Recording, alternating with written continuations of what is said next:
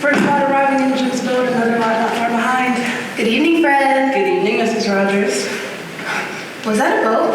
Yes, Oh dear, already? Have you remembered everything? I think so. Lemons, slip soles, cream, eggs, butter, and tomatoes. That's all, wasn't it? That's right, so unless you do, I don't know where to start. All these guests arriving today and the maid's not coming tomorrow. Calm down, Ma. Everything should shake now. Looks nice, doesn't it, Fred? Looks neat enough for me. Kind of bare, but rich folks like places bare, it seems. Rich folks is queer. And he was a weird sort of gentleman, if he was. Built this place up, spent a wicked lot of money on it, he did, and then he gets tired of it and puts the whole thing up for sale. Beats me why the owners wanted to buy it. Living on an island. Come off it, Mom. And take all that stuff out into the kitchen. They'll be here any minute now. Making that steep climb an excuse to drink, I suppose. Like others I know.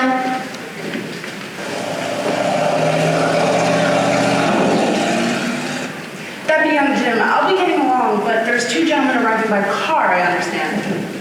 I shall want at least 5 loaves by the morning and 8 pints of milk. Remember? Right. Oh, don't forget the oil for the engine, Fred. All right, charge up or I'll have the lights running down by tomorrow. We saw the one runway. It's at the station now. I'll bring it across first thing in the morning, right? Give a hand with the luggage, will you? Right. Ah, Tammy. I forgot to give you the list of guests. Doesn't look a very classy lot to me. Miss Claythorne? She'll probably be the secretary. I don't hold much of secretaries. Worse than hospital nurses and them giving themselves airs and graces and looking down on the servants. Stop grousing, Ma, and cut along to that new, up-to-date, expensive kitchen of yours. Too many new fangled gadgets for my fancy. So this is it. How perfectly lovely. Miss Claythorne. You're Mrs. Rogers? Yes, good evening, miss. Good evening, Miss Rogers. Will you bring up my luggage in Captain Lombard's? Yes, miss. You've been here before? No, but I've heard a lot about the place. From that and the poignant story. A love story? Yes, ma'am. Saddest of all, my old friend Johnny Brewer built the island. Sounds most romantic. Poor Johnny. Fell in love with the famous Lily Logan. Thought by keeping her here, locked away from the rest of the world without even a telephone as means of communication, he could hold her. But of course, the fair Lily tired of her ivory tower and escaped. Uh-huh. Johnny went back to Wall Street, made a few more millions. The place was sold. Here we are. I ought to find Mrs. Owen. The others will be up in a minute. It'd be awfully rude of you to leave me here all by myself, wouldn't it? Put it. Wonder where she is. She'll be down when she's ready. While we're waiting, do you mind if I have a drink? I'm awfully dry. Of course you could. What's yours? No thanks, not for me. Not on duty. Good secretary is never off duty. Really, this is exciting. What is? All this. The smell of the sea, the gulls, the beach, and this lovely house. I'm going to enjoy myself. I think you are. I think we both are. Here's to you. You're very lovely. Where's Mrs. Owen? Mr. and Mrs. Owen won't be down from London until tomorrow, unless I thought you knew. Tomorrow, but I have a list here of all the guests expected. The second boatload's just arriving. thank you. Awful. I say, you will be sweet and help me, won't you? I won't leave from your side. Thank you. Seems silly to have brought Leos in the first boat and all the rest in the second. That, I'm afraid, was design, not accident. Sign? What do you mean? Well, I simply suggested to the boatman that there was no need to wait for any more passengers than 5 shillings and started up the engine. You shouldn't have done that. They're not a very exciting lot, are they? I thought the young man was rather nice looking. Callow. Definitely callow compared. Very young. I suppose you think a man in his 30s is more attractive. I don't think, my darling, I know. Wizard place you got here! I'm Mrs. Owen's secretary. Mrs. Owen has been detained in London and I'm afraid we won't be down until tomorrow. Oh. Too bad. Have a drink. May I introduce Captain Lombard? Whiskey, gin, sherry? Oh, whiskey, I think. Oh, how are you? I'm Mrs. Owen's secretary. Mrs. Owen has been detained in London and I'm afraid we won't be down until tomorrow. Say when? How is her? How are you? Hi, I'm Captain Lombard. Have a drink, Mr. Davis. Davis is the name. Mr. Davis, Mr. Marston. Oh, pleased to meet you, Mr. Marston. How are you, Captain Lombard? Don't mind if I do. Bit of a stiff climb up here, but, whew, what a view and what a height. Reminds me of South Africa, this place. That's it. Which part? Oh, Natal, Durban, you know. Really? Well, here's to temperance. Do you know South Africa? Me? That's where I'm from. That's my natal state. Interesting country, I should think. Finest country in the world, sir. Gold, silver, diamonds, oranges. Anything a man can want, really. Talk about a land flowing with beer and Skittles. How do you do? General Mackenzie, isn't it? I'm Mrs. Owen's secretary. Mrs. Owen has been detained in London and I'm afraid won't be down until tomorrow. May I introduce Captain Lombard, Mr. Marston, and Mr. Davis. Davis is the name. Have a drink. Thanks. You in the service? Formerly in the King's African Rifles. Got too peaceful, boring for me during peacetime. Chucked it. Pity.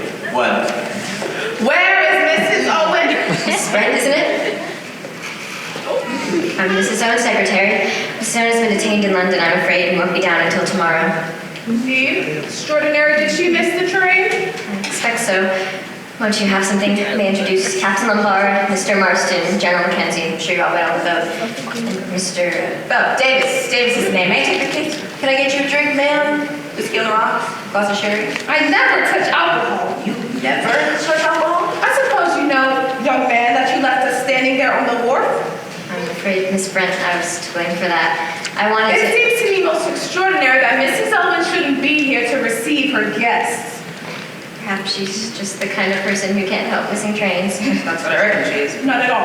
Mrs. Owens isn't the least like that. Perhaps it was her husband's fault. She hasn't got a husband. I should like to go to my room. Of course, I'll take you there. You'll find Mrs. Rogers upstairs, miss. Show you the room. I'm Mr. Lombard. Wargrave, how do you do? How do you do? Have a drink? Yes, please, whiskey. Oh, how are you? Davis. Davis is the name. Wonderful place you've got here. Quite unique. As you said, quite unique. Oh, yeah, your drink, sir. Older Bad Berkeley rode up yet? What did you say? Badger Berkeley, he wrote me in for this show. When's he coming? I don't think he is. Don't have the name of Berkeley, anyway. That dirty little double crosser, he's let me down. Well, it is a pretty wizard island.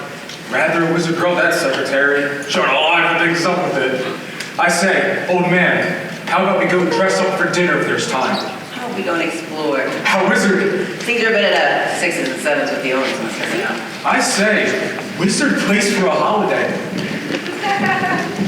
Aren't you going to sit down? Well, to tell you the truth, you seem to be in my chair. Oh, I'm sorry. I didn't realize you were one of the family. Well, it's not that exactly. You see, I live at the Benson Club. Have for the past 10 years.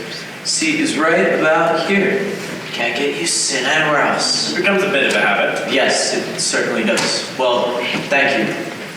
To tell you the truth, I was a bit surprised when I got this invitation. Haven't had any of the kind in well over 4 years. It was very nice of them, I thought.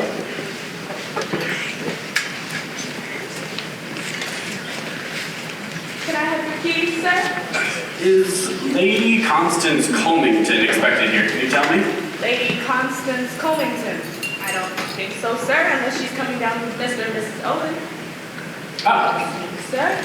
Can I have your keys, sir? No, that's all I'm packed for myself. Supper's at 8 o'clock. Shall I show you your room? Please.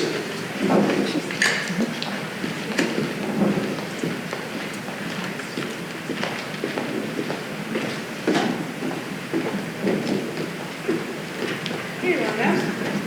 Uncle Roberts. How are you? Davis. Davis is the name. Mine's Armstrong. Dr. Armstrong, I believe. Yes.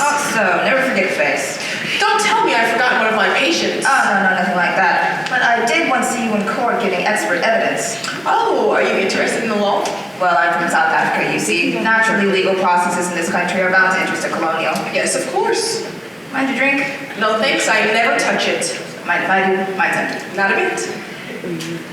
I've been having a look around the island. Wonderful place, isn't it? Wonderfully pretty restful. I thought as I was coming across the mainland what a haven of peace this was. Too peaceful for some, I dare say. I'm not worried. I never worry. Bad for the nerves. I'm a nerve specialist, you know. Yes, I know. Did you come down by train? No, I motored down. Dropped in on a patient on the way. Great improvement. Wonderful response. Best part of 200 miles, I dare say. Yes. Didn't take me long. I didn't hurry. I never hurry. Bad for the nerves. Some mannerless young fellow nearly drove me into the ditch near Amesbury. Shot past me at about 80 miles an hour. If I'd seen his number, I'd have reported him. Yes, if only more people would take the numbers of these young road dogs. Yes, of course. You must excuse me. I must have a word with Mr. Owen. Oh, Mr. Owen is it?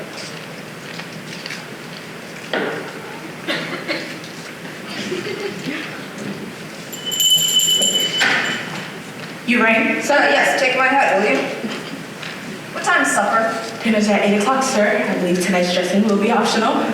Gotta get this here. Yes, thank you, sir. Been here long? Just under a week, sir. Is that all? So I don't suppose you know much about this crowd that's gathered here. No, sir. All old friends of the family?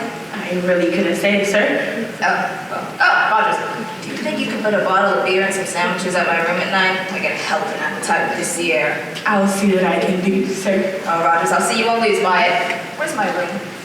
I'll show you, sir. Good, I can do with the wash and brush out straight away.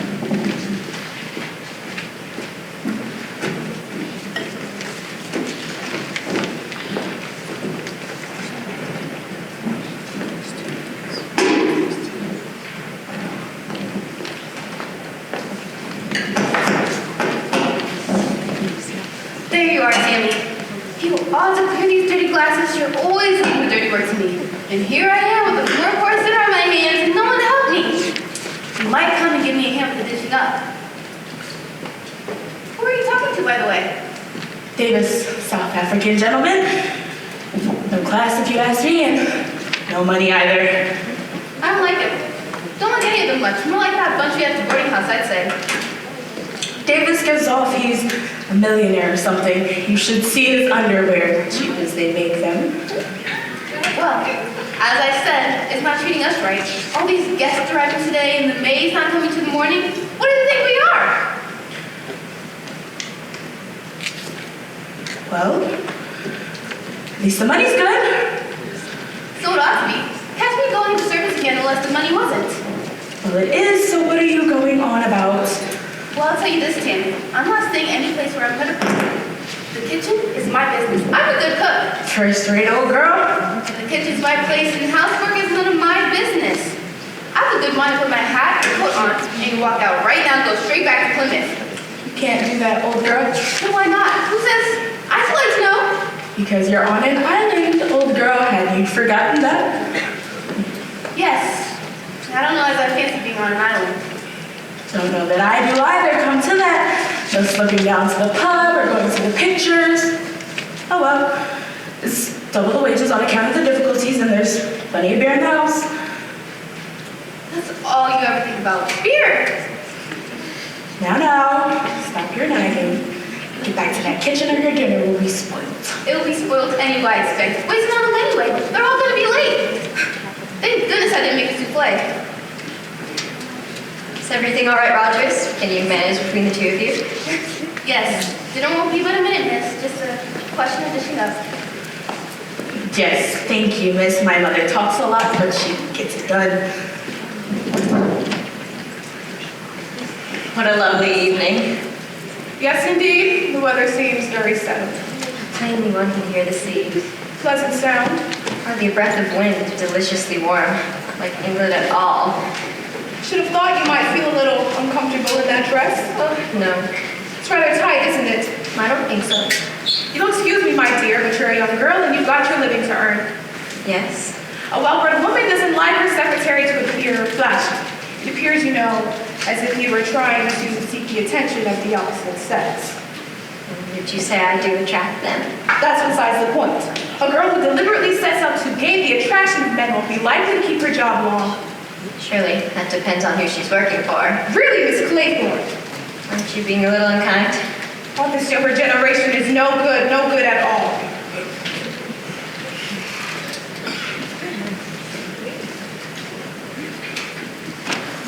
evening dresses lying half naked on beaches.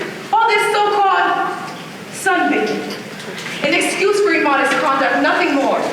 Familiarity, Christian names, drinking cocktails. Look at the young men nowadays. Decadent. Look at that young Marston. What is he?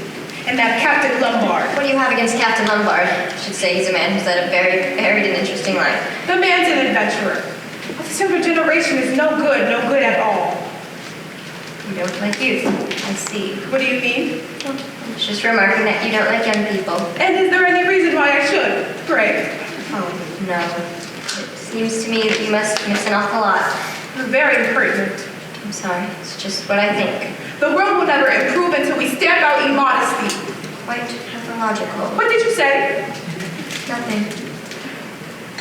What about old boy? Like a tortoise, don't you think so? All judges look like tortoises. They have this venomous way of darting yards in and out. Oh, Justice Wargrave is no different. I hadn't realized he was a judge. Oh, yes. He's probably responsible for sending more people to their deaths than anybody in the whole of England. Hello, you. Have you two met? Dr. Armstrong, Miss Claythorne. We've just decided that old boy. Yes, I heard you, and so did he, I think. Oh, Sir Lawrence. Miss Brent, isn't it? There's something I should like to ask you. Will you come out here? Remarkably fine night. Absolutely wizard car. A supercharged sports-related Carlotta. You don't see many of them on the road. I can get 100 out of her. Did you come from London?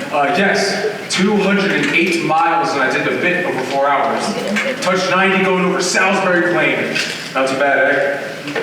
I think you passed me on the road. Oh, yes? You nearly drove me into the ditch. Did I? Sorry. If I'd seen your number, I'd have deported you. But you were foodling along in the middle of the road. Foodling? Me? Foodling? How about some whiskey? Good idea. Hello, Mrs. Owen. Why, Mrs. Owen? You make the most attractive wife for any wealthy businessman. Do you always flirt so outrageously? Always. Well, now we know. By the way, what was old Miss Brent trying to talk to the judge about? She tried to buttonhole him upstairs. No. I mean, she seems so definite there wasn't a Mr. Owen. You don't think that, there isn't, that they aren't. What? Married, you mean? Damn shame we don't know each other. I couldn't give you a lift down. Yes, that would have been grand. I'd like to show you what I can do across Salisbury Plain. Tell you what, maybe we can drive that together. But it seems damn silly. I've got an empty car. I think she rather likes the way she's going back. Look, aren't they sweet, those 10 little China soldiers? There's the old nursery rhyme. What are you talking about? What soldiers? What nursery rhyme? 10 little soldier boys went out to dine. One choked his little self, and then there were 9. 9 little soldier boys sat at very late. One overslept himself, and then there were 8. 8 little soldier boys, traveling in Devon. One got left behind, and then there were 7. Ladies and gentlemen, silence, please. You are charged with these indictments, that you did respectively and at diverse times commit the following. Edna Armstrong, that you did cause the death of Louisa Mary Cleese. Willow Henrietta Valor, that you brought about the death of James Stephen Landor. Emily Carolyn Brent, that you were responsible for the death of Beatrice Taylor. Vera Elizabeth Claythorne, that you killed Peter Ogilvy Hamilton. Philip Lombard, that you were guilty of the deaths of 21 men, members of an East African tribe. John Gordon Mackenzie, that you sent your wife's lover, Arthur Richmond, to his death. Anthony James Marston, that you were guilty of the murder of John and Lucy Combs. Tammy Rogers and Ethel Rogers, that you brought about the death of Jennifer Brady. Lawrence John Wargrave, that you were guilty of the murder of Edward Seaton. Prisoners at the bar, have you anything to say in your defense?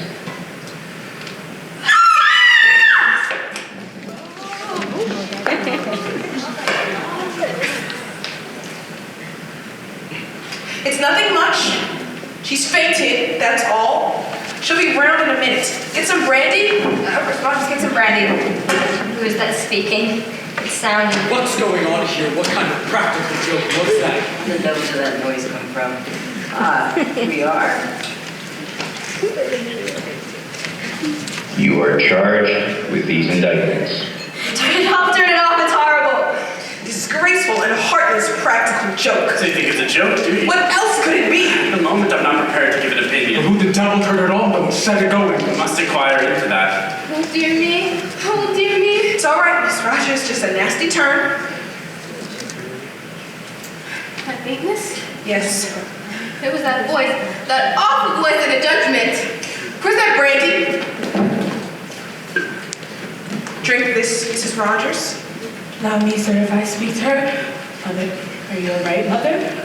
You're all right. Pull yourself together. I'm right now. I just took a turn. Of course it did. Gave me a turn too, wicked lies it was. I'd like to know. Who was it that put the record on the gramophone? Was it you, Rogers? I was just obeying orders, sir. Whose orders? Mr. Owens. Let me get this quite clear. Mr. Owen's orders were what, exactly? I was to put a record on the gramophone in the study. I'd find the records in there. I was to start with that one. I thought it was just to give you all some music. Very likely story. It's the truth, sir. Before heaven, it's the truth. I had no idea what it was, not for a moment. It had a name. I thought it was just a piece of music. Is there a title? The title. Yes, sir. It's entitled Swan Song. The whole thing is preposterous. Slinging accusations around like that. Something must be done about it. This fellow Owen, whoever he is. That's just it. Who is he? That is exactly what we must get into very carefully. I suggest you take your mother up to bed, Rogers, then meet back here. Yes, sir. I'll give you a hand. Will she be all right, Doctor? Yes, quite all right. I don't know about you, sir, but I feel like I need another drink. I agree. I'll get them. Preposterous, that's what it is, preposterous. Whiskey for you, Sir Wargrave? I should like a glass of water, please. Yes, of course. I'll get it.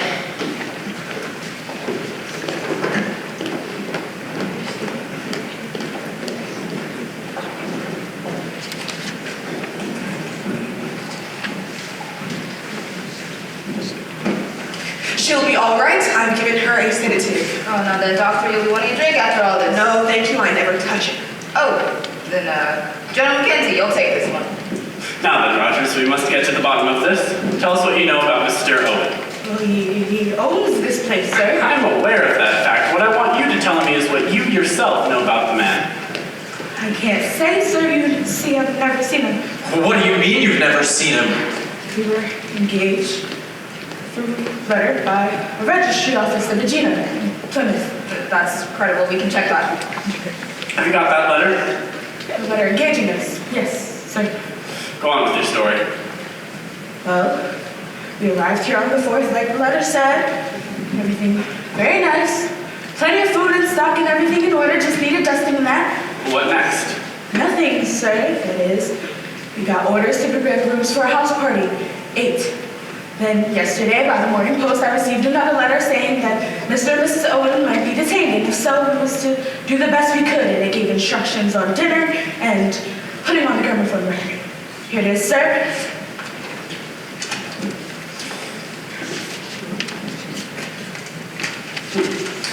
Headed Ritz Hotel and typewritten. Coronation machine number 5, quite new. No defects, inseam paper, most common make. We shan't get much out of this. We might try for fingerprints, but it's been handled too much. Quite a little detective. Got some fancy Christian names, hasn't he? Ulrich Norman Owen. Quite a mouthful. I'm obliged to you, Mr. Marston. You've drawn my attention to a curious and suggestive point. I think the time has come for all of us to pool our information regarding our unknown host. They're all his guests. I think it would be profitable for each one of us to explain exactly how that came about. Something very peculiar about all this. I received a letter with a signature that was not very easy to read. Purported to be from a woman whom I had met at a certain summer resort 2 or 3 years ago. Took the name to be Ogden. quite certain I've never met or become friendly with anyone of the name of Owen. Have you got that letter, Miss Brent? Yes, I will fetch it for you. Miss Claythorne? I never actually met Mrs. Owen. I wanted a holiday post and I applied to a secretarial agency. Miss Grenfell's in London. Was offered this post and accepted. You were never interviewed by your prospective employer? No. This is the letter.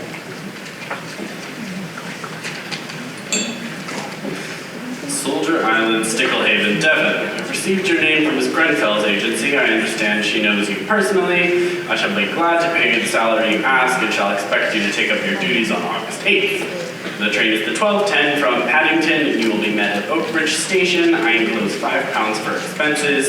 Yours truly, Una Nancy Owen. Miss Marston? Oh, I don't actually know the Owens.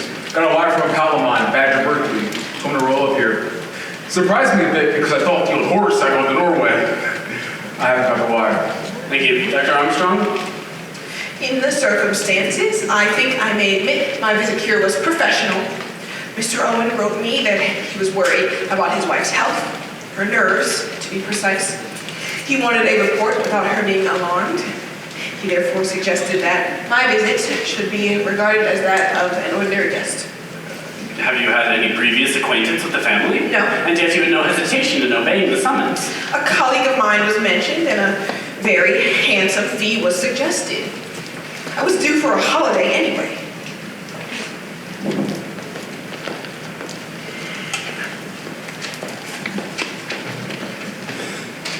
Dear Miss Brent, I do hope you remember me. We were together at Bellhaven Guest House in August, some years ago, and we seem to have so much in common. I'm starting a guest house of my own off an island off the coast of Devon. I think there really is an opening for a place where there's good, plain English cooking and a nice, old-fashioned type of person. None of this nudity and gramophones half the night. I should be very glad if you could see your way to spending your summer holiday on Soldier Island as my guest, of course. I suggest August 8th, 12:40 from Paddington to Oakbridge. The signature is slightly ambiguous. I like the nudity touch. Here is my own decoy letter from an old friend of mine, Lady Constance Culmington. She writes in her usual vague, incoherent way, urges me to join her here and refers to her host and hostess in the vaguest of terms. Here, I just thought of something. In a minute. We'll take one thing at a time if you don't mind, Captain Lombard. General Mackenzie? Got a letter from this fellow Owen. Thought I must have met him at the club sometime.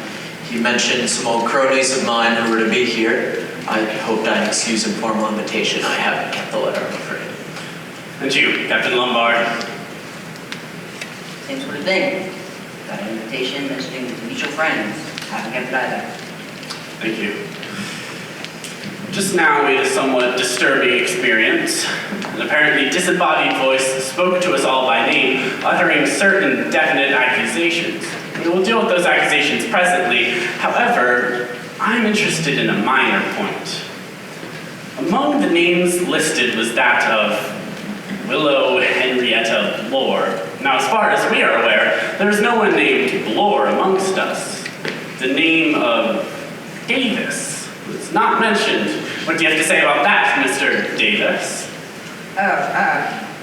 Cat's out of the bag, it seems. I suppose it's time to mention my name is Davis. You are Willow Henrietta Blore? That's right.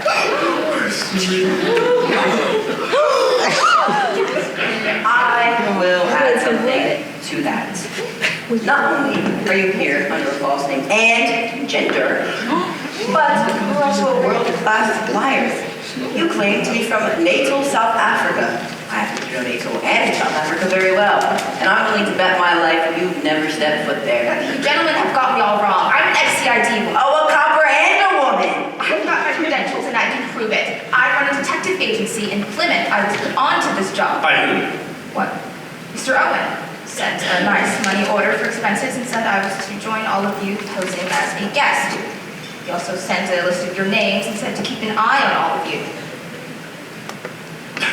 Any reason given? Said Miss Owen has had some valuable jewels. Mrs. Owen's my foot. I don't think any such person exists. Your conclusions are, I think justified. Ulick Norman Owen, Una Nancy Owen.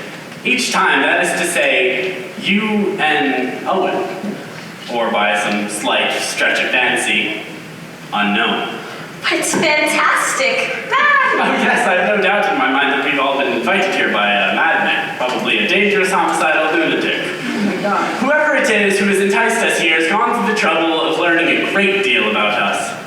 A very great deal. And out of his knowledge concerning us, he has made certain definite accusations. It's a pack of I wish to say this. Our unknown friend accuses me of the murder of one Edward Seaton.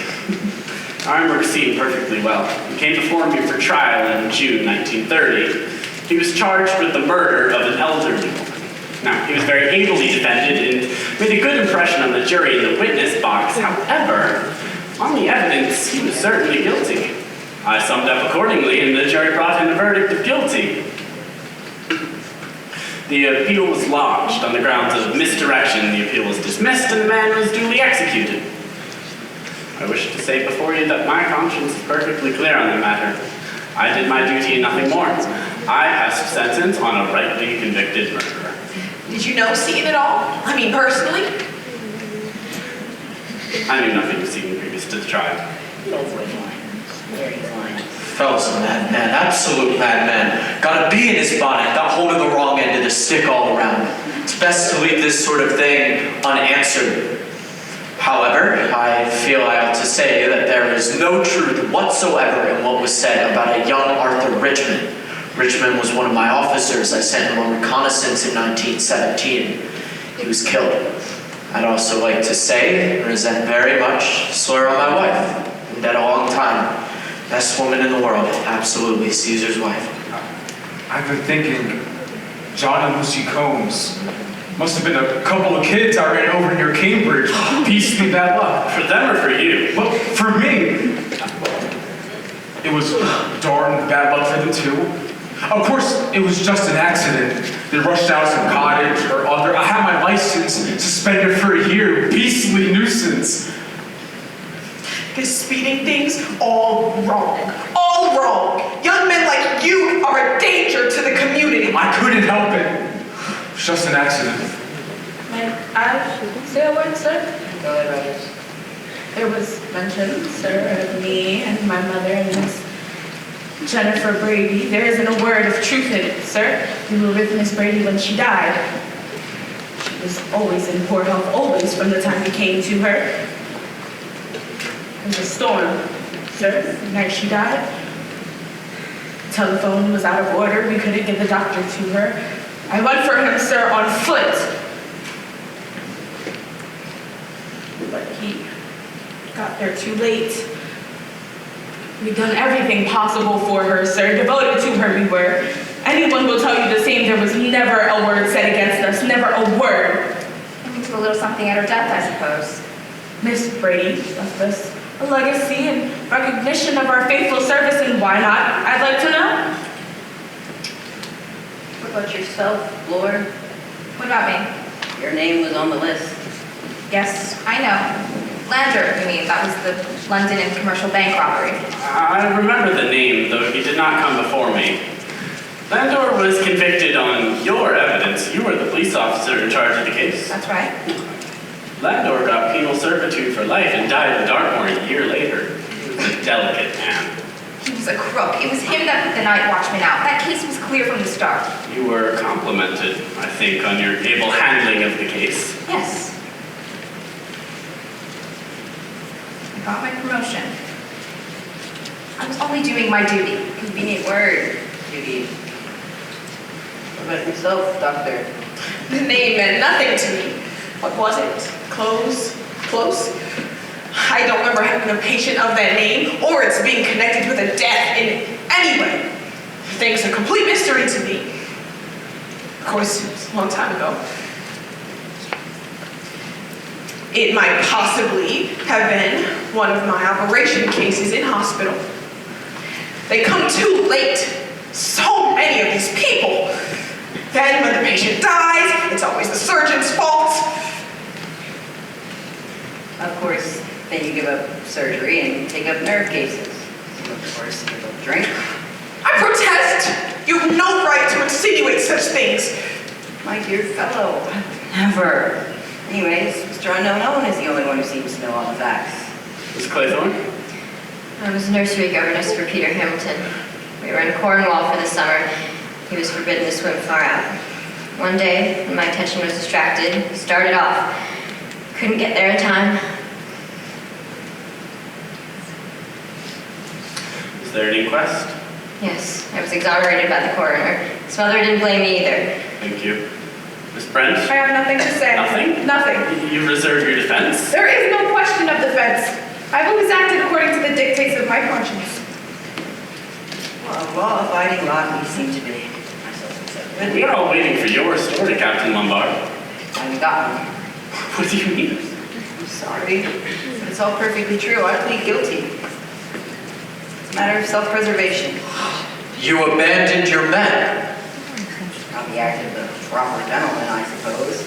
But isn't self-preservation a man's first duty? Plus, natives don't mind lying. They don't feel about it the way, Europeans do. Our inquiry rests there. Now then, Rogers, who else is on this island besides ourselves, you, and your mother? Nobody, sir. Nobody at all. You're sure of that? Quite sure, sir. Thank you. I'm not yet sure as to the purpose of our unknown host in getting us to assemble here, but in my opinion, he's not sane in the accepted sense of the word. He may be dangerous. I think it would be best for us to leave this place as soon as possible. I suggest we leave the island tonight. Pardon me, sir, but there's no boat on the island. No boat at all? No, sir. Why don't we telephone to the mainland?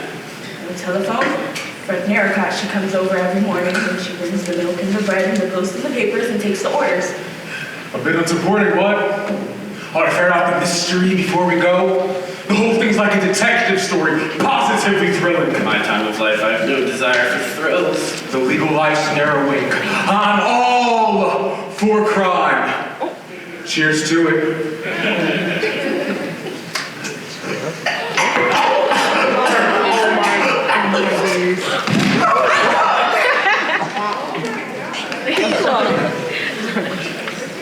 He's dead. Dead?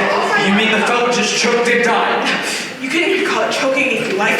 He's died of asphyxiation. Right enough. Never knew a man could die like that, just with a mere choking fit. In the midst of life, we're in death. A man doesn't die of a mere choking fit. Marston's death isn't what we call a natural death. Is there something in the whiskey? Yes, by the smell of its cyanide, probably potassium cyanide, acts pretty well instantaneously. Then he must have put it in there himself. Suicide. That's Aranza. He didn't seem like he'd commit suicide. He was so alive, he was enjoying himself. Oh, look! Here's one of the little soldiers off the mantelpiece. Broken.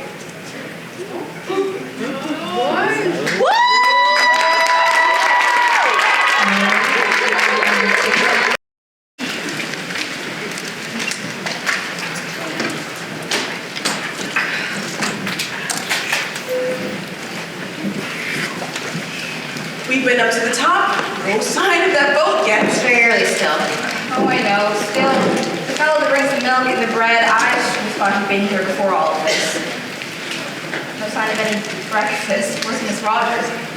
Don't let us bother about breakfast. That's what I've been looking. Wind is freshened up a bit. Rather mackerel sky. Old boy in the train yesterday said we were due for dirty weather. Shouldn't wonder if he was right. I wonder if that boat's coming.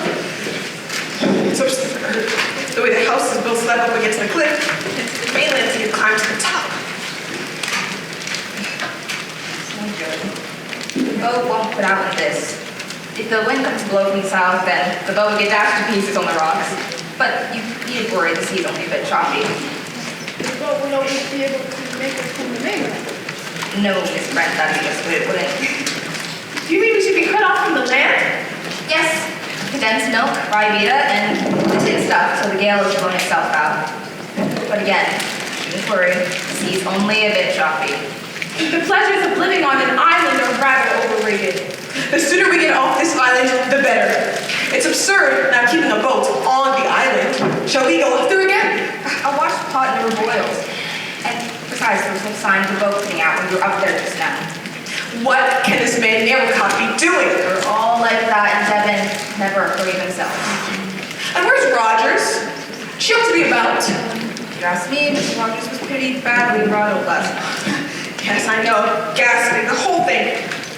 Out the window, probably. I think you bet that she and her mother did that old lady in. You really think so? Well, I've never seen someone more scared. Guilty as hell, I should say. Fantastic. The whole thing, fantastic. I say. I suppose she's hopped it. Who, Rogers? But there isn't any way she could. There's no boat on the island. You just said so. Yes, but I've been thinking. We've only Miss Rogers' word for that. Suppose there is one and she's nipped off on it the first thing. Oh, no, she wouldn't be allowed to leave the island. Sleep well, General? I dreamed, yes, I dreamed. I don't wonder at that. I dreamed of Leslie, my wife, you know. Oh. I wish Narrowcock would come. Who is Narrowcock? The bloke who brought us over yesterday afternoon. Was that only yesterday? Yes, I feel like that too. Batty, gramophone records, suicides. It's all about a woman can stand. I shan't be sorry to see the back of Soldier Island, I give you my word. Oh, so you don't understand. How strange. What's that? I don't like the look of him. Say, Marston's suicide must have had a pretty bad shock to him. He looks years older. Where is that poor young fellow now? In the study, I put him there myself. Dr. Armstrong, suppose it was suicide. What else could it be? I don't know, but suicide. You know, I had a pretty funny feeling in the night. This Mr. Unknown, suppose he's on the island. Miss Rogers may have known, or he may have told her to say so. Pretty nasty thought, isn't it? But would it have been possible for anyone to tamper with Marston's drink without our seeing him? He was just standing up there. Anyone could slip a dollop of cyanide in if they wanted to. But that is... Oh, there you are, Miss. I've been all over the place looking for you. Could you come upstairs and have a look at my mother? Yes, of course. Is she feeling under the weather still? She's... You won't leave the island without me? I wish the boat would come. Hate this place. Yes, I think the sooner we can get in touch with the police, the better. Police? The police have to be notified in the case of suicide, you know, Miss Claythorne. Oh, yes, of course. Okay, what's going on here? What about breakfast? You hungry, General? Feeling like breakfast? Leslie, my dear. No, I'm not. I'm Vera Claythorne.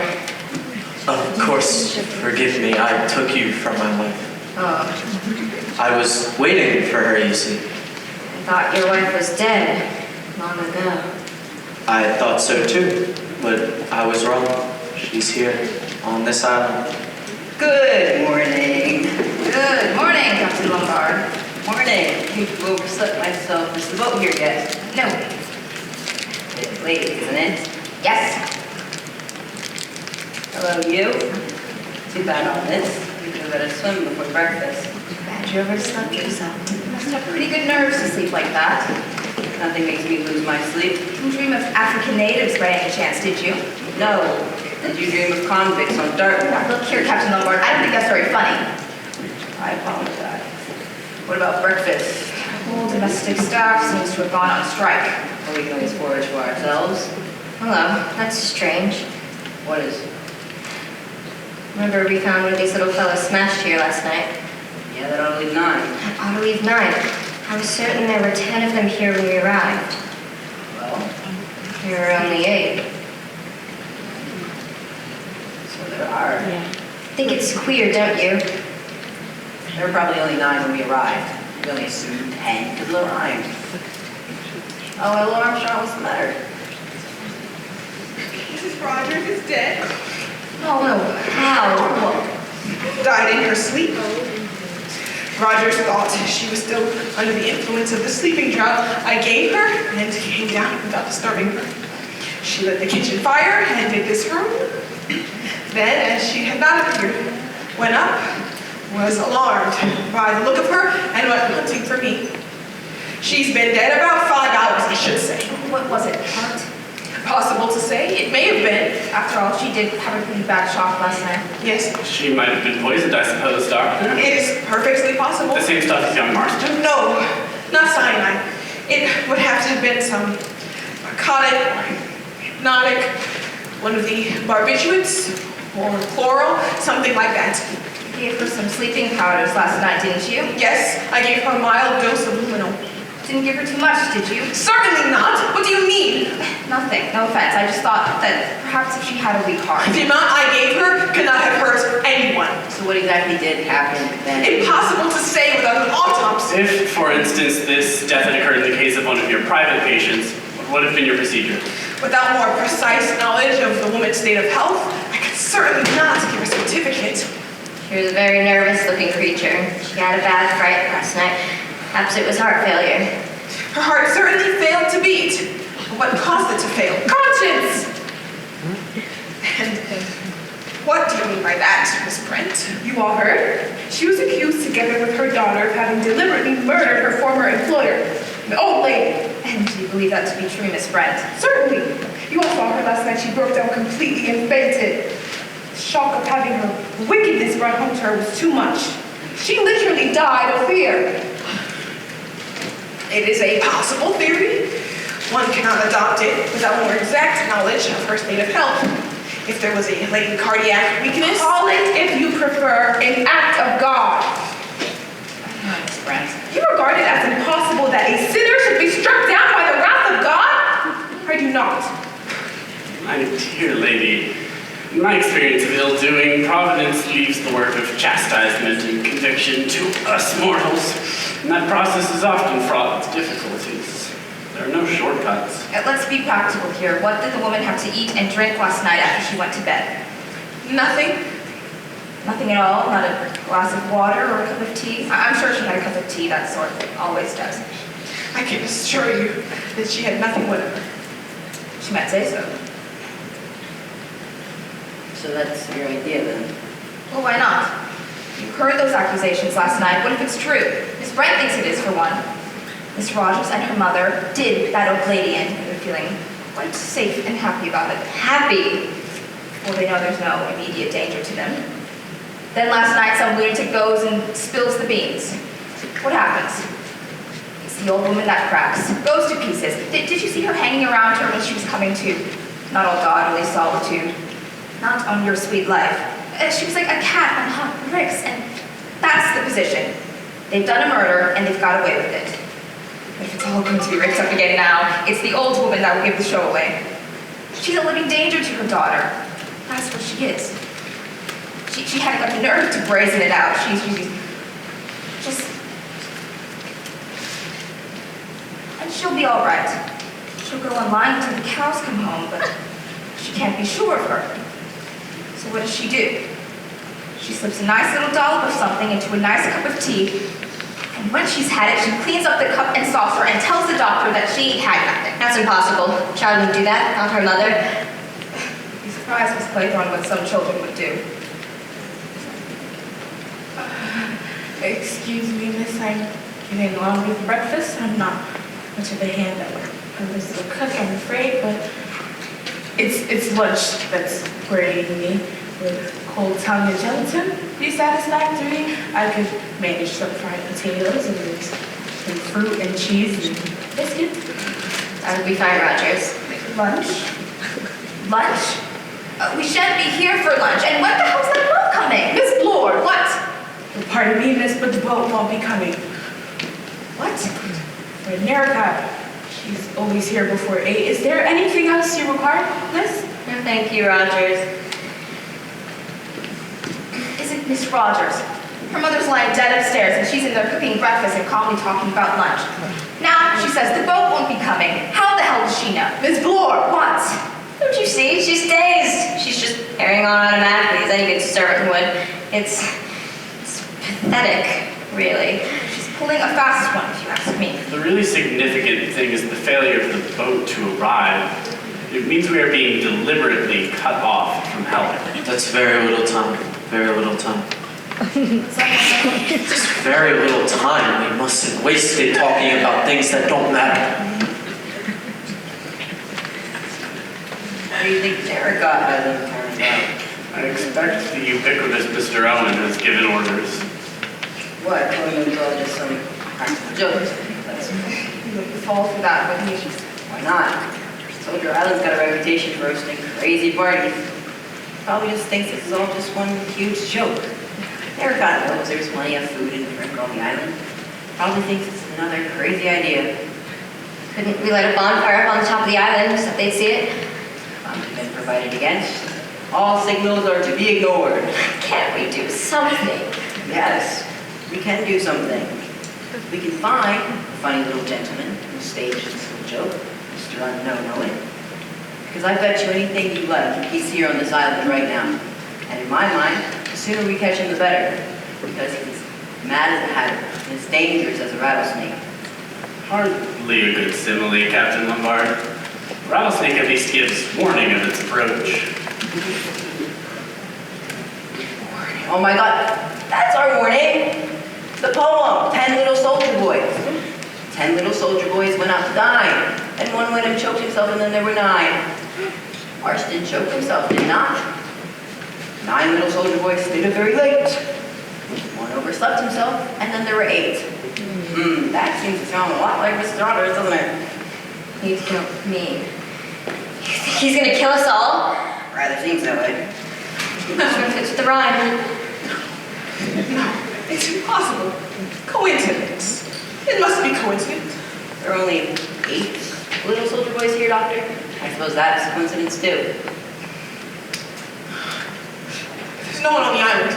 I'm not sure of that. This is terrible. None of us will ever leave this island. Somebody shut up Grandpa. Thanks, Sir Lawrence. I agree, up to a point. Well, let's get to work. Come on, Glor. Come on, Armstrong. I'm ready. Nobody's got a revolver by any chance. I've got one. Always carry that with you. Yeah? Been in a rather tight place before. Sure, you've never been in a tighter place than you are today. However, if there is a homicidal maniac hiding somewhere on this island, he's probably got a whole arsenal and he'll use it. You may be wrong there, Lord.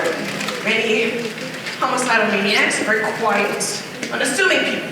Like fellows. You never guess anything was wrong with that. Well, if this Mr. Owen turns out to be one of the kind, we'll leave him to you, Doctor. Now, I suggest Captain Lombard checks the houses while we do the island. Should be easy. No secret panels, no sliding doors. Mind you, get you before you get him. I will. But you two had better stick together. Remember, one got left behind. Come on, Armstrong. A very energetic young man, Captain Lombard. You think he's right? If someone is hiding on the island, they'll be bound to find him. It's practically bare rock. I think this problem requires brains to solve it, rather than brawn. Where are you going? I'm going to sit out in the sun and think, my dear lady. Where did I put that skein of wool? Did you leave it upstairs? Should I go see if I can find it? No, I'll go. I know where it's likely to be.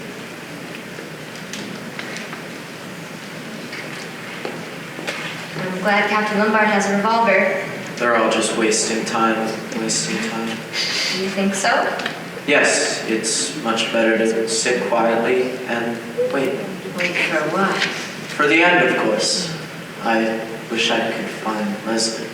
Your wife? Yes, I wish you had known her. She was so pretty, so gay. Was she? I loved her very much. Of course, she was a lot younger than I am. She was only 27. Arthur Richmond was 26. He was my ADC. Leslie liked them. They used to talk of music and plays together.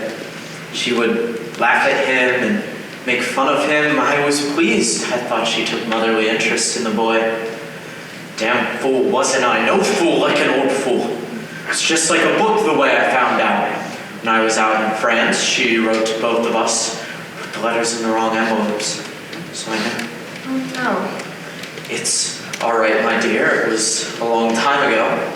But you see, I've loved her very much and believed in her. I never said anything to him. I just let it gather here. A slow, murderous rage. Damned young hypocrite, I liked the boy, trusted him. Wonder what the others are doing. I sent him to his death! Oh. It was quite easy. Mistakes were being made all the time. All anyone could say was that I lost my nerve a bit, made a blunder, sacrificed one of my best men. Yes, it was quite easy. Leslie never knew. I never told her I found out. We went on as usual, but nothing was quite real anymore. She died of pneumonia. She had a heart-shaped face and brown eyes and black hair that curled. Don't! Yes, I suppose in a way it was murder. Curious murder. And I've always been such a law-abiding man. Search and damn right! That's what I thought, but after, well, you know, don't you? What do you mean? You don't seem to understand. I thought you would. I thought you'd be happy that the end was coming. We're all going to die, you know. No. You're very young. You haven't gotten there yet. To the relief, the sweet relief, when you know you're done with it all, and you don't have to carry that burden any longer. General. Don't speak to me that way! You don't understand. Now I am going to sit out and wait. Wait for Leslie to come for me. I'm frightened. I'm frightened. How so clear? No murder, one corpse. Don't! My, you seem low. And a drink to cheer you up. A drink? 2 corpses in the house at 9 o'clock in the morning. And all you say, have a drink. An old man going, quite crackers, have a drink. 10 people accused of murder, that's all right, just have a drink. Everything's fine so long as you have a drink. All right, stay thirsty then. You're nothing but a waster. An adventurer. You make me tired. Why? Girl, head up. What's the matter, my sweet? Oh, you're sweet. I'm sorry, I rather thought you were. You can think again. Come on, you know you don't really mean that. You and I have something in common, you know? Rogues and murderers can't fall out. Rogues and murderers! All right. So you don't want to drink, and you don't want the company of rogues and murderers. I'll go finish searching the house then. Unpleasant young man. Can't seem to find it anywhere. Is anything the matter? I'm worried about the general. He really is ill, I think. Looking out for the boat, General. Sin has found him out. Don't. One must face facts. Can any of us afford to throw stones? Even if his wife was no better than she should be, and she must have been a depraved woman, he had no right to take judgment into his own hands. What about Beatrice Taylor? Who? That was the name, wasn't it? You are referring to that absurd accusation about myself. Yes. Now that we are alone, I have no objection to telling you the facts of the case. Indeed, I should like you to hear them. A fit subject to discuss before gentlemen, so naturally I refused to say anything last night. That girl, Beatrice Taylor, was in my service. It's very deceiving. She had nice manners and was clean and willing. I was very pleased with her. Of course, all of that was the sheerest hypocrisy. She was a loose girl with no morals, disgusting. Some time before I found out she was what they call in trouble. It was a great shock to me. Parents were decent folk too. Raised her strictly. I'm glad to say they did not condone her behavior. What happened? Naturally, I refused to let that girl an hour under my roof. No one shall ever say I condoned immorality. Did she drown herself? Yes. How old was she? 17. Only 17. Quite old enough to know how to behave. I told her what a low, depraved thing she was. I told her that she was beyond the pale and that no decent person would ever take her into her house. I told her that her child would be the child of sin and that it would be bred of this life. I told her that no man would naturally not dream of marrying her. I told her that I felt soiled by ever having her under my roof. You told a girl of 17 all that? Yes. I'm glad to say I broke her down utterly. Little devil. I have no patience for this indulgence towards sin. And I suppose you turned her out of the house? Of course. You didn't dare come home.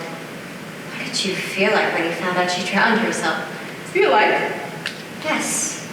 Didn't you blame yourself? Certainly not. I've had nothing with which to reproach myself.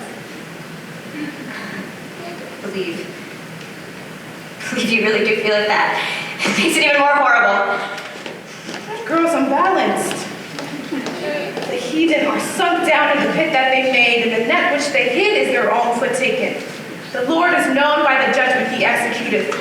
The wicked is snared in the work of his own hand. Breakfast is ready. Be quiet. The wicked shall be turned into hell. Do you know where the gentlemen are, miss? Breakfast is ready. Sir Lawrence Wargrave is sitting out there in the sun. The others are out searching the island. I shouldn't bother about them. Shall not the iron shake at the sound of the fall, when the wounded cry, when the slaughter is made in the midst of thee? Shall we go in? I don't feel like eating. Then all the princes of the sea shall come down from their thrones, and lay away their robes, and put off their broidered garments.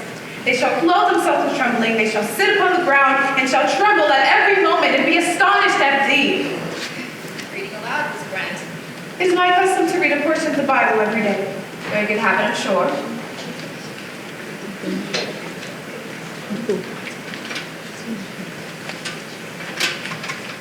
What luck did you have? There's no cover on the island, no caves, no one can hide anywhere. That's right. Oh, what about you, Captain Lombard? I bet my life is done in the house. There's for that to sew it. Breakfast is getting cold. Breakfast. Good. Boy, come on. Stay up for breakfast all day. Today, we will eat, drink, and be merry. For tomorrow, we shall die. Or perhaps even today. You ought to be ashamed of such levity, Captain Lombard. Come on, General. Can't have this. Breakfast is... Good God!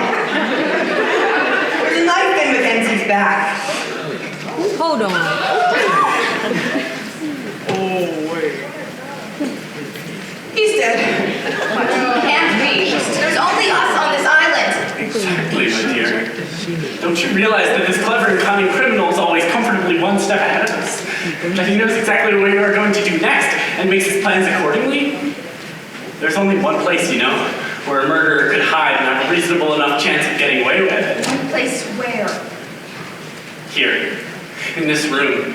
Mr. Owen is one of us.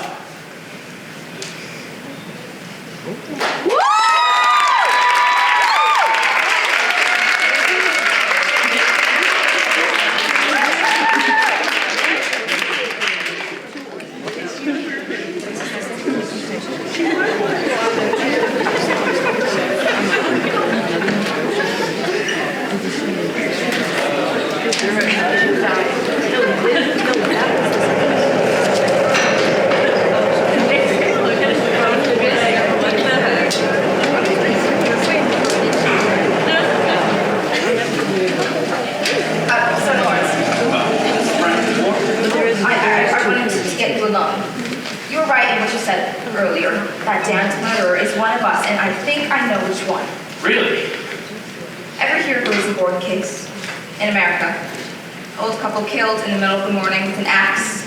The only person who could have done it was the daughter. A respectable young spinster. Incredible. So incredible that they acquitted her. They never found any other sort of explanation. Then your answer to this problem is Miss Emily Brent. That woman is mad as a hatter. Religious mad. I tell you, she's the one, and you must watch her. I had formed the impression that your suspicions lie in a different quarter. Yes, but I've changed my mind. And I'll tell you why. She's not scared. Why? Because she knows quite well that she's in no danger. Oh, not much. You made some coffee. Birds, cold in here. You can hardly believe what a beautiful day it was this morning. Are Captain Lombard and Roger still out? Yes, the boat hasn't turned up. Couldn't land anyway. Miss Brent, Tell me.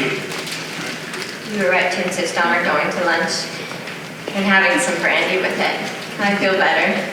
The court always adjourns for lunch. All the same, it's a nightmare. It seems as though it can't be true, but what are we going to do about it? We must hold an informal court of inquiry. We may at least be able to eliminate some innocent people.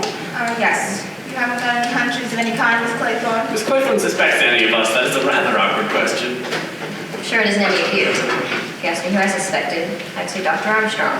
Armstrong? Yes, because don't you see, she's had far and away the best chance to kill Mrs. Rogers. Terribly easy for her, as a doctor, to give her an overdose of that sleeping stuff. Yes, but we know it wasn't her that gave her the brandy. Well, not a good opportunity of administering a drug. It isn't Miss Rogers. She hasn't got the brains to fix that kind of stunt, nor the money. Plus, you can tell she's scared stiff.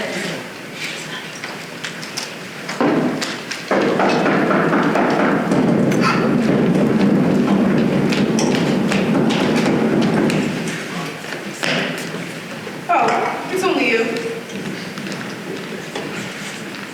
Who'd you think it was? Beatrice Taylor? Babe?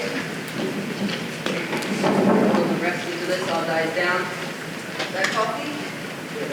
Some? I'm taking the coffee now. Such restraint in the face of danger is nothing short of heroic. I do not, of course, profess to be a weather prophet. However, I should say that it is very unlikely that the storm should die down. That a boat should reach us even if it knew of our plight in under 24 hours. Even if the wind drops, the sea still has to go down. You're very wet. Anyone a swimmer? Would it be possible to swim to the mainland? It's over a mile, and in this sea you'd be dashed on the rocks and drowned. Drowned in the pond. I beg your pardon, Miss Pratt. After dinner and nap. It's terribly cold in here. Oh, I could start a fire if you'd like, miss. Yes, that would be a good idea. Very sound scheme, Rogers. Excuse me, but does anyone know what's become of the top bathroom curtain? My God, are you going bats down too, Rogers?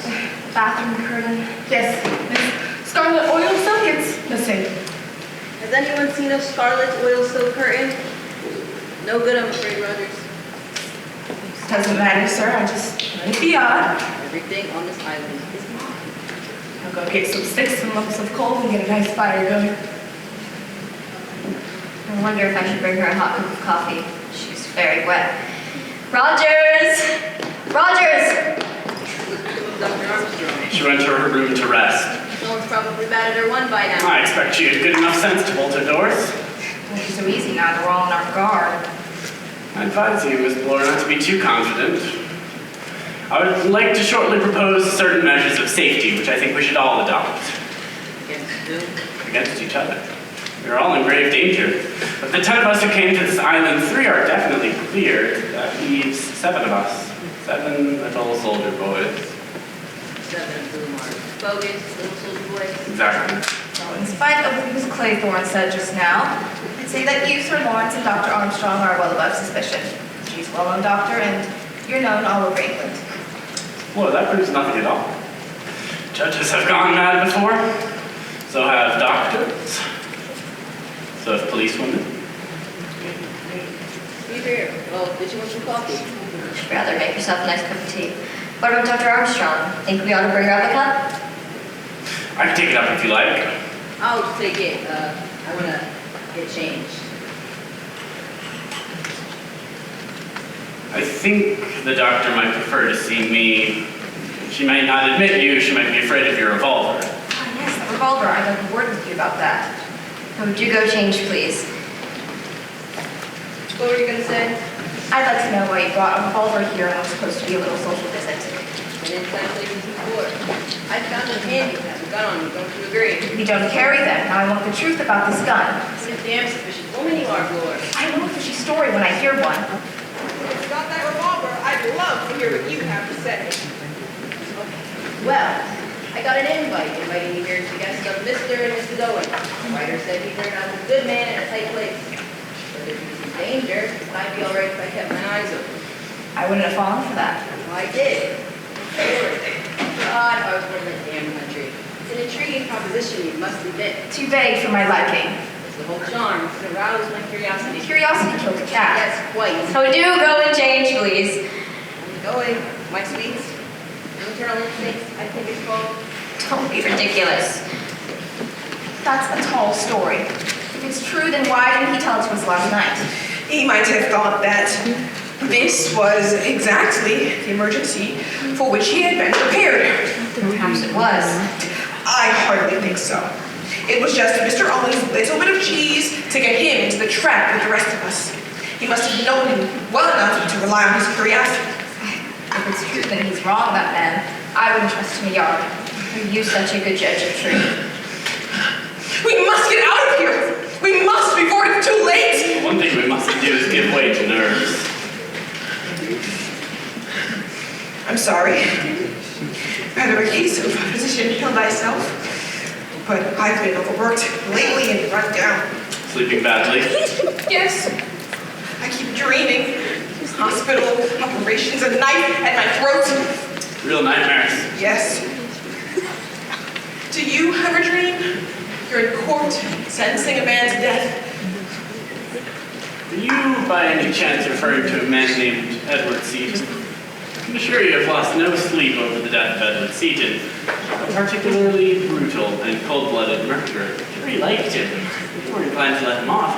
I can see, however, I cooked Seaton's goose. It's cold in here. Miss Rogers would hurry up. Yes, where is Miss Rogers? She's been a long time.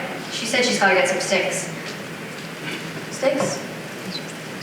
Sticks. Oh my God, sticks! Oh my God. Is another one gone? Are there only 6? Drunk 5? 5. Rogers and Lombard? Not Philip. Oh, Miss Rogers. Miss Rogers. What the hell is Laura off to like a madman? Oh, Philip. Have you seen Rogers? No, why should I? 2 more soldiers have gone. 2. I thought it was you. Well, what is it? Is she? She's dead. How? An axe? Someone must have come up behind her while she was bent over the wood box.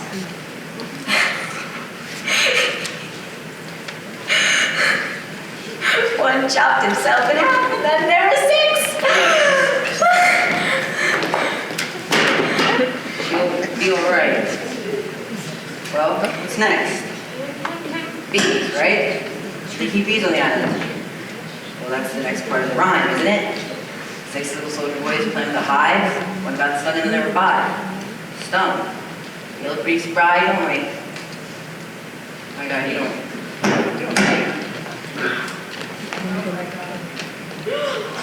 I knew it. I think I made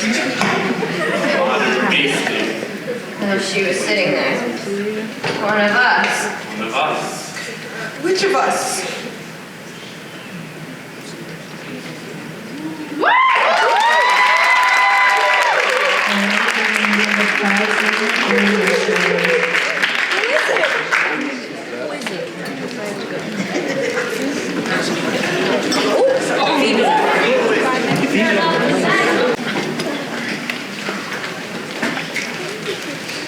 Five little soldier boys sitting in a row, watching, waiting for the blow.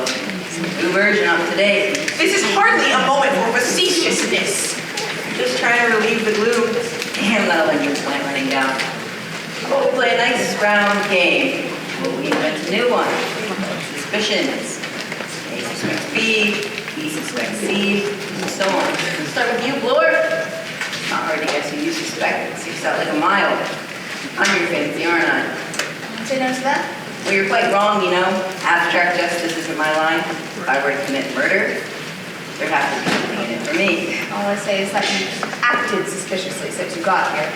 You told 2 different stories. First you came here with a revolver, and now you say you lost it. I have lost it. That's the likely story. What do you think I've done with it? I suggested you search me myself. Oh, you haven't got it on you. Too clever for that. But you know where it is. What, I've cached it away for later use. Shouldn't be surprised. Why don't you use your brains, Bloor? If I wanted to, I could have shot the lot of you by now. All 5 of you. Yes, but that's not a big idea. What the crazy touch? I'm sane enough, woman. The doctor says that there are some lunatics that you never suspect were lunatics. That's true enough, I'd say. We shouldn't just sit here doing nothing. There must be something. Surely there's something that we can do. If we lit a bonfire in this weather. It is, I'm afraid, a question of time and patience. The weather was clear. We could do something. Let a bonfire, heliograph, signal. A question of time? Time? We can't afford time. We shall all be dead. I think the precautions we've adopted now will be adequate. I tell you, we shall all be dead. All but one. He'll think something else up. He's thinking now. What was her name? Cleese? Doctor, was it nerves that made you dip her in? No.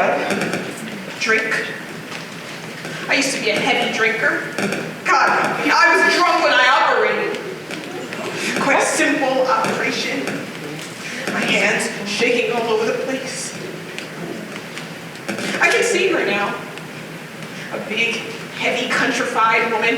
And I killed her! So I was right. That is how it was. Sister knew, of course. She was loyal to me, to the hospital. I gave up drink, gave it up altogether. I went in for a study of nervous diseases. Very successfully. 1 or 2 lucky shots. Good results with 1 or 2 important women. They talk to their friends. For the last year or 2, I've been so busy, I've hardly known which way to turn. I got to the top of the tree. Yeah, until Mr. Unknown Owen, and then down came Cradle, Doctor and all. Will you stop your damnable sneering and joking? Fellas, please, we can't afford to quarrel. Fine by me. I apologize.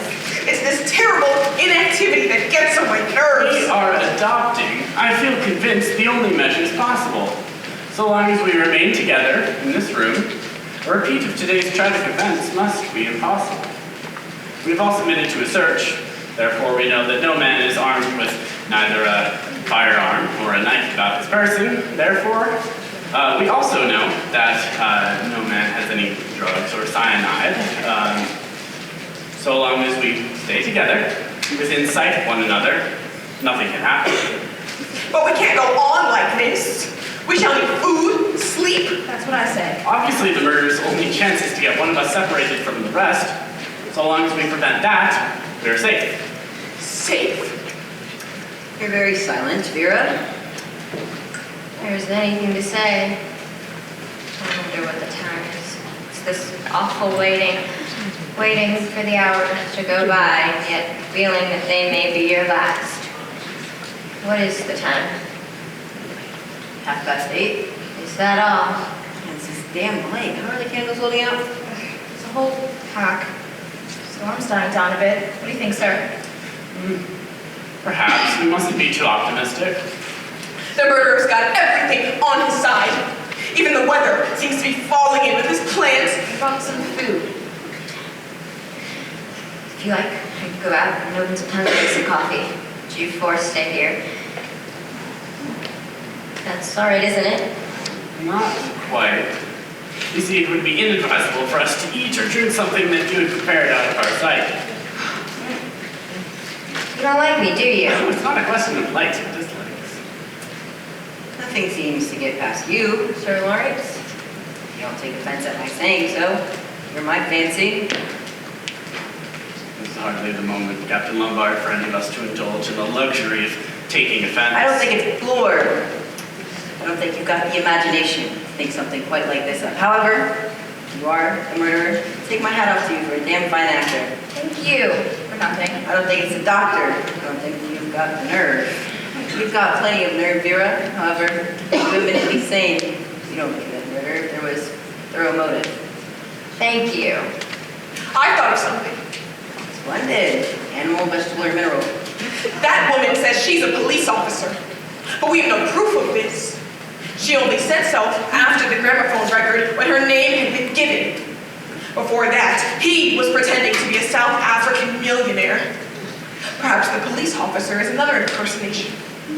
What do we really know about her? Oh, she's nothing at all. She's a policewoman, all right, with her feet. That's enough from you, Captain Lombard. Oh, by the way, Miss Claythorne suspects you, Doctor. Yeah, can't you see her shoot you a dirty look from time to time? It all works out quite prettily. I suspect Sir Lawrence, Fleur suspects me, Armstrong suspects Fleur. What about you, sir? Quite early in the day, I formed a certain conclusion. It seemed to me that all of the evidence had pointed unmistakably towards one person. I'm still of the same opinion. Which one?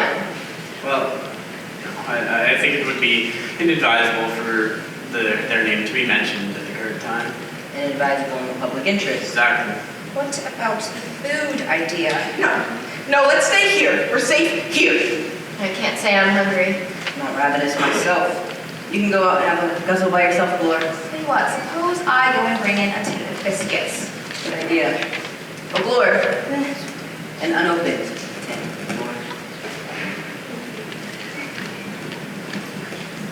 It's only the wind. Maybe the curtain's out. I wonder what happened to the bathroom curtain. The one Rogers missed. By the wildest stretch of my imagination, I cannot imagine when a homicidal lunatic would want with a scarlet with a silver curtain. Things seem to have been going missing. Miss Brent lost a skein of knitting. So our murderer, on top of being a lunatic, is also a kleptomaniac. How's it going? 5 little soldier boys. Going in for law, one got a chancery. In Chancery. How could that apply? Unless, of course. Precisely, my dear. So I'm sitting right here. Yeah, but I'm casting you for the little murderer, not victim. Oh, the term can also apply to a boxer.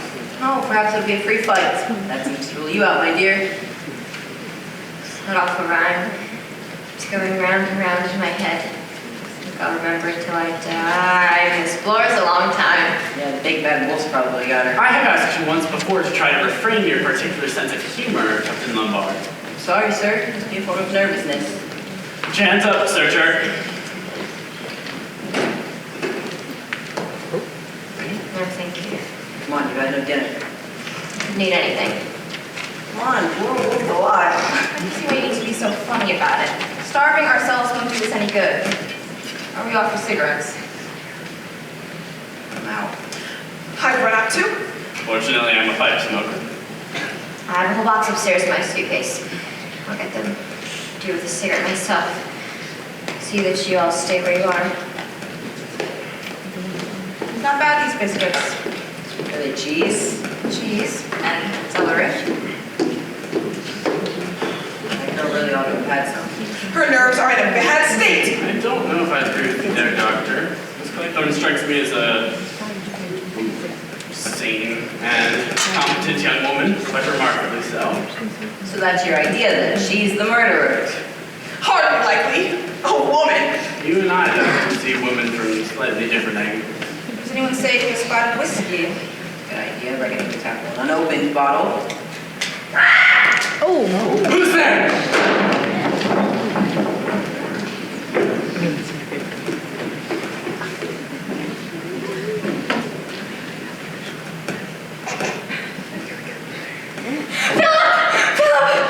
Are you? I've lost you. I'm right here. I can't be out of some light. It's off in the dark. I don't know where you are. You know where anyone is. Damn drop the stairs here. Come on. Where's Dr. Armstrong? I'm hunting for the matches. Damn the matches. Get more candles. I was horrified to death. And right around my throat. What did? The window was open in my room. Blew out the candle as I opened the door. And a long strand of seaweed touched my throat, and I thought in the dark I was being strangled by a wet hand. No wonder you screamed. With the seaweed there. I don't know. When I find out, I'll be sorry he was ever born. Who's that? It's all right, Miss Claythorne. It's only me. But here we are. Who fired that shot?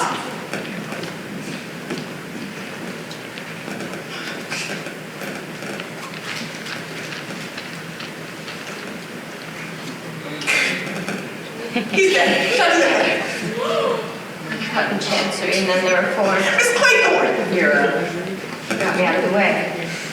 Got me to go upstairs for cigarettes. You put that seaweed there. You did it all so you could kill that helpless old man in the dark.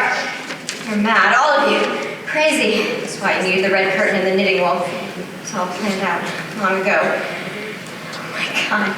Let me get out of here. Woo! Woo!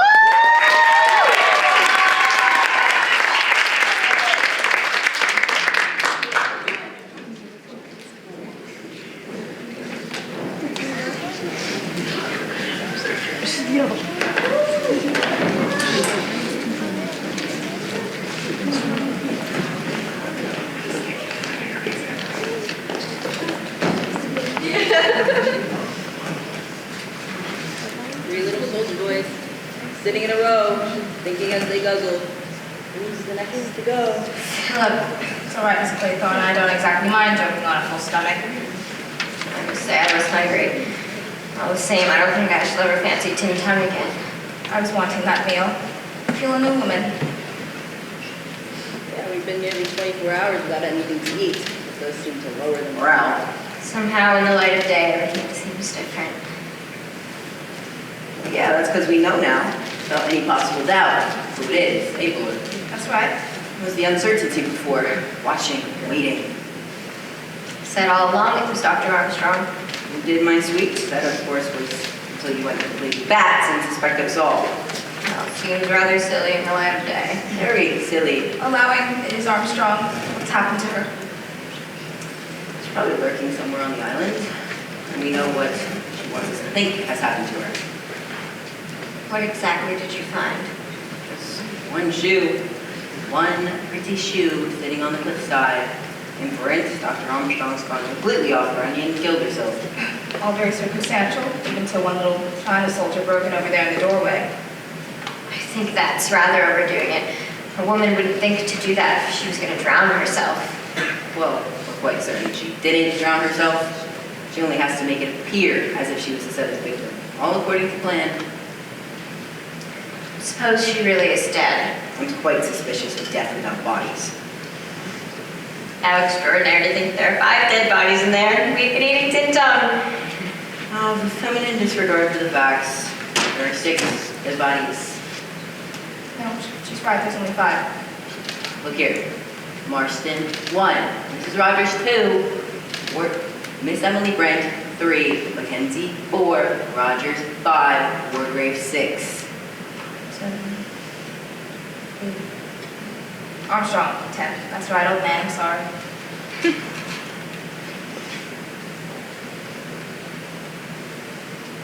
Don't you think it's an idea to bring Mrs. Rogers down here and stick her in? I'm not a detective, not an undertaker. For heaven's sake, stop talking about bodies. Point is, Armstrong murdered them. You ought to have realized it was Armstrong straight away. But how the hell did Armstrong get a hold of your revolver? I think this latest idea. Tell me exactly what happened in the night. Well, after you threw your fit of hysterics and locked yourself in your room, we all thought we should go to bed. So we went to bed and locked ourselves in our rooms. Then I heard someone walk by my door. Went to Flora's room, she was there all right. And I went to Armstrong's, empty. Then I went to your room, so you just sit put no matter what happened. And then I came downstairs and the window by the balcony was open and my revolver was lying just beside it. But why the devil should Armstrong chuck your revolver away? Don't know. There was an accident where she's mad. Where do you think she is? Probably somewhere on the island, waiting to get a whack at one of us. We ought to search the house. What, walk into an ambush? Oh, hadn't thought of that.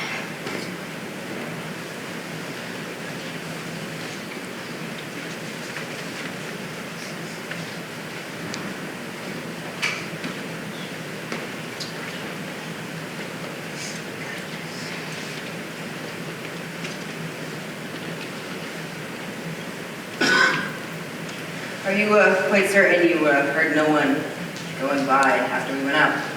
I imagined all sorts of things, but nothing short of setting the house on fire would have gotten me to unlock my door.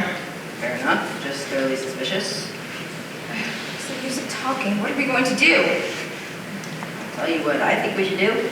Sit put, take no risks. I want to go after her.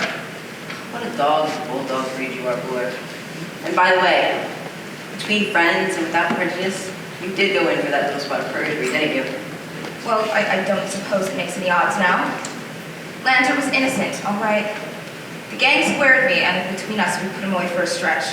Mind you, I wouldn't admit that now if it wasn't that you think we're in the same boat. I couldn't exactly admit it in front of Mr. Justice Wargrave, could I? No, hardly. I say, that Seton fella, do you think he was innocent? Certain of it. Wargrave had a reason for wanting him gone. Anyways, glad you've come off your virtuous perch, Buller. I hope you've made a tiny bit of it. Nothing like what I ought to have done. They're a mean lot, that Betty gang. Between us.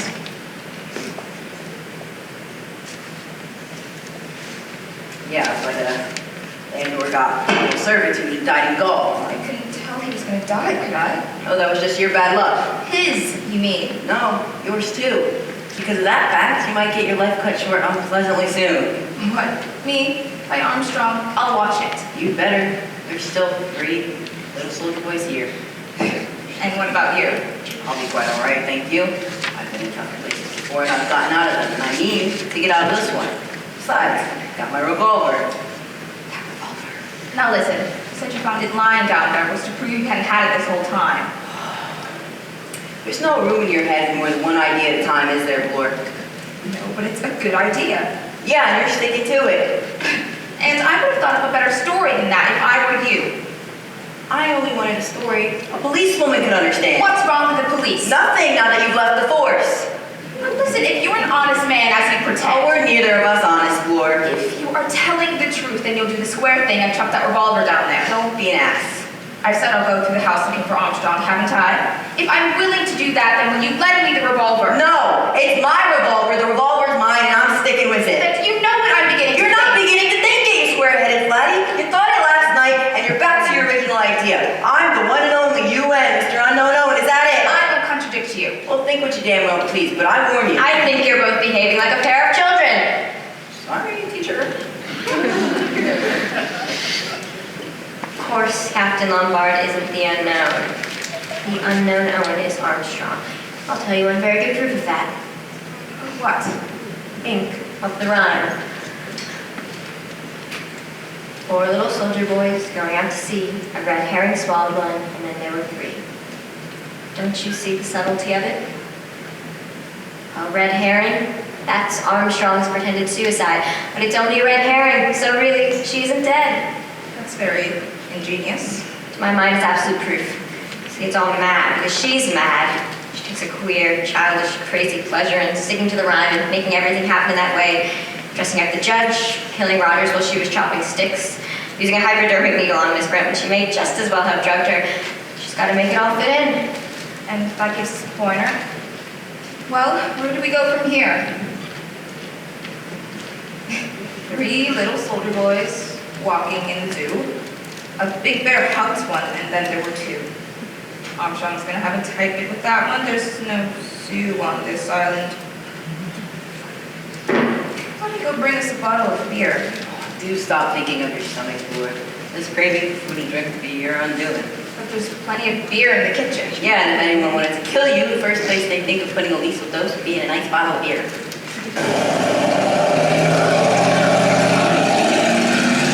that? A boat? Oh my God, a boat!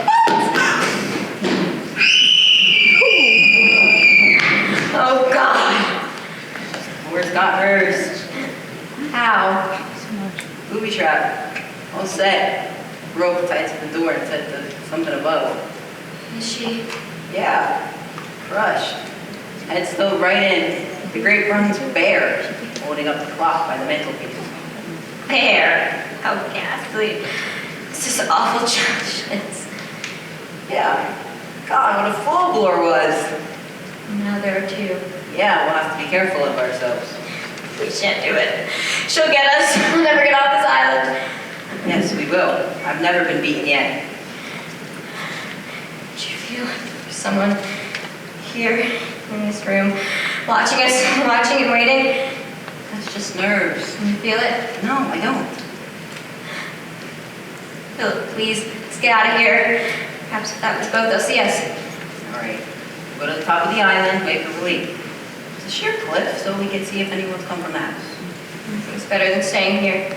Or she'd be rather cold in that dress. It'd be colder if I were dead. Perhaps you're right. Quick reconnaissance.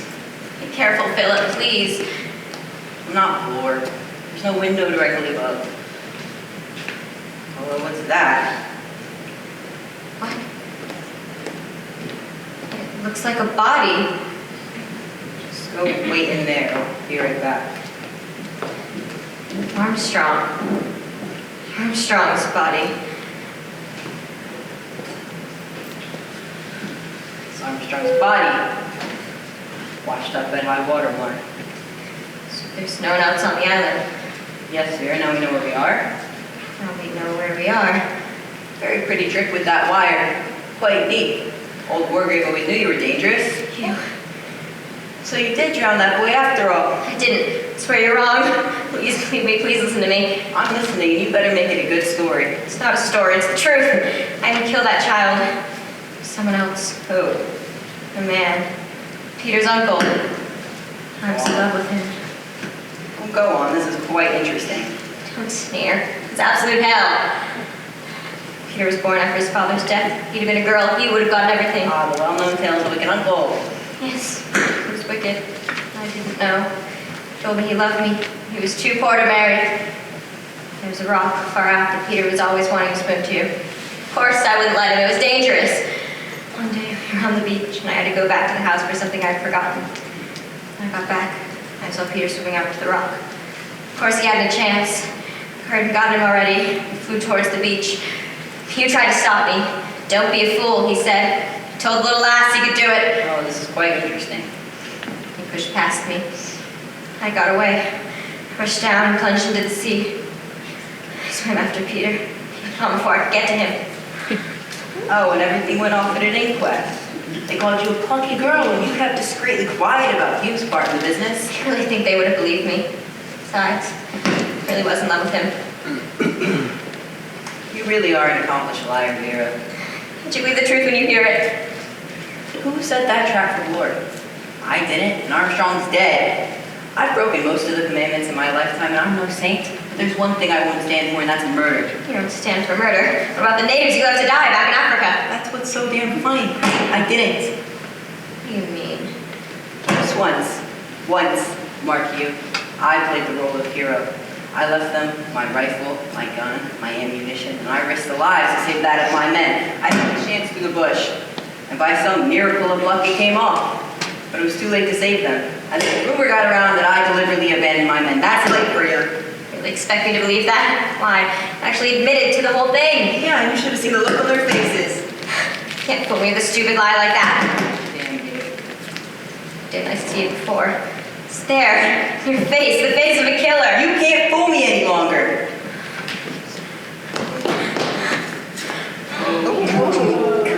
Cunning little devil. One step closer and I'll shoot.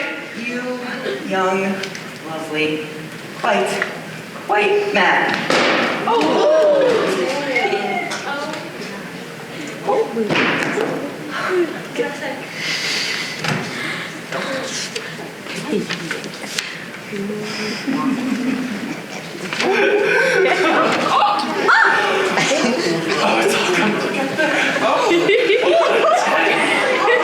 Soldier boys play.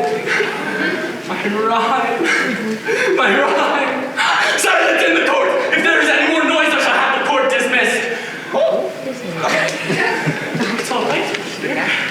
It's all right. Don't be frightened. This is a court of justice.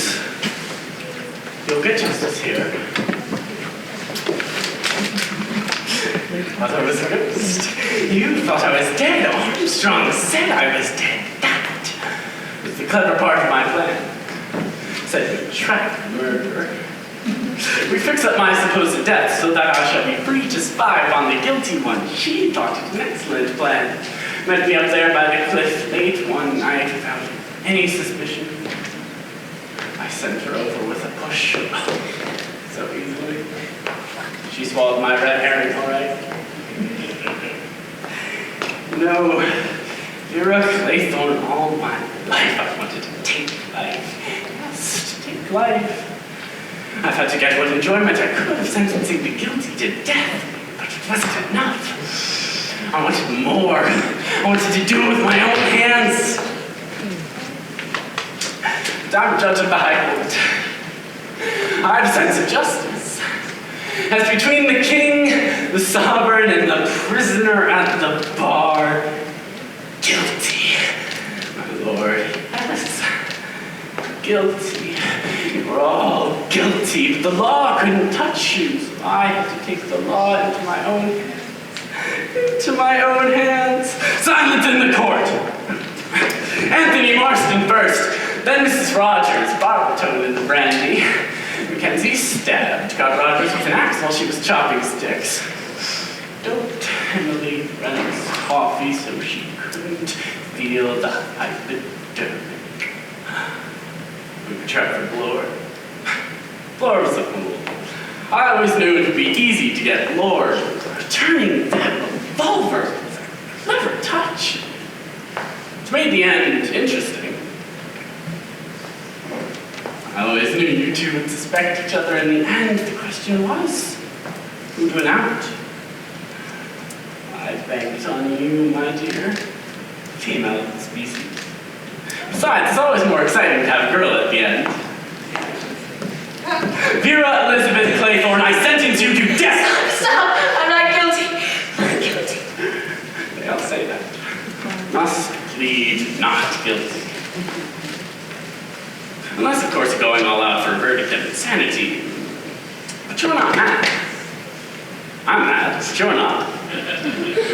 Never get away with this. Oh, I shan't be around long enough to find out. I shall be found laid neatly behind the couch, shot through the forehead in accordance with the record kept by my fellow victims. I've thought through to the last detail, most ingenious, using that revolver and taking great care to preserve your fingerprints on it. I shall loosely attach this cord to the trigger. The cord will loop around the door handle, then look away from my body, the revolver will fire, jar the door, and detach itself. Needless to say, when the sea goes down, there will come to this island boats. And they shall find 10 dead bodies in an unsolved problem on Soldier Island. But first things first. I'm innocent, I swear. You know, Miss Claythorne, you're one of the last of my guests to be recruited. I happened to be crossing the Atlantic at the time, and late one night, the sole occupants of the smoking room were myself and a rather nice-looking young man. He had taken a considerable amount of drink and was in a maudlin, confidential state. He told me the most intriguing story. I remember his words now. I've known a murderess, known her, I'll tell you. And what's more, I was crazy about her. You wouldn't think a girl like that, a nice, straight, jolly girl, would take a kid out to sea and let it drown. Naturally, I had to be absolutely certain, so I asked the man if he was sure, and suddenly sober, he thrust his face into mine, quite sure. You see, she did it for me. I knew the moment I looked at her. I never killed that child. Never wanted to kill him.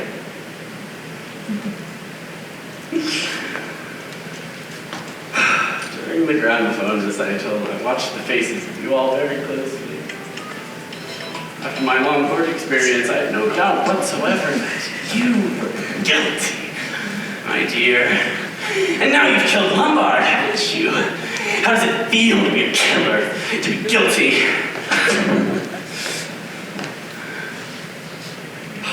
You liked him, didn't you, my dear?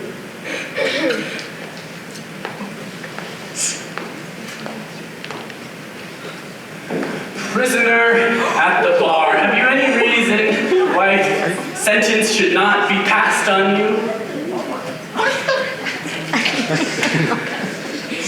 Can't spoil my lovely reason. Got 10 little soldier boys. You're the last one. One little soldier boy left. All alone. He went and hanged himself.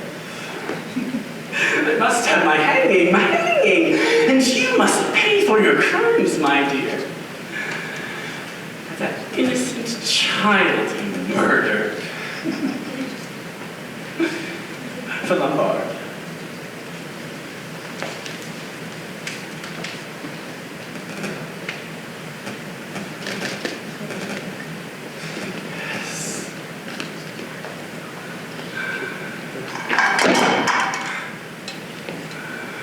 One little soldier boy left all alone. He went and hanged himself.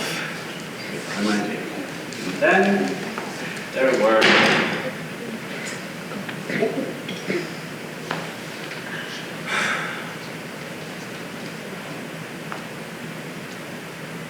now I'm forgetting something. Of course, how silly of me. We wouldn't want anyone thinking you killed yourself now, would we, my dear?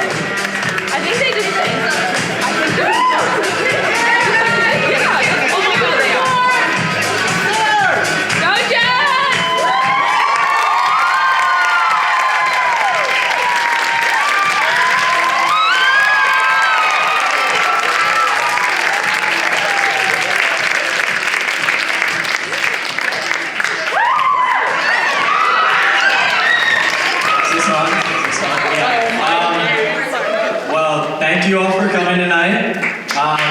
This is a senior show.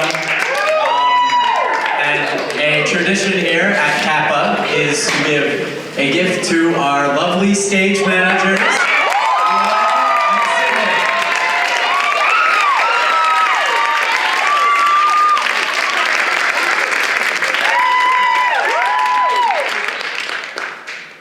Let me just tell y'all this. These two, they saved our butts, okay? No, y'all saved our butts, okay? Last night, we lost a couple important props, and these two were running around trying to get them. We could not do the show without these two.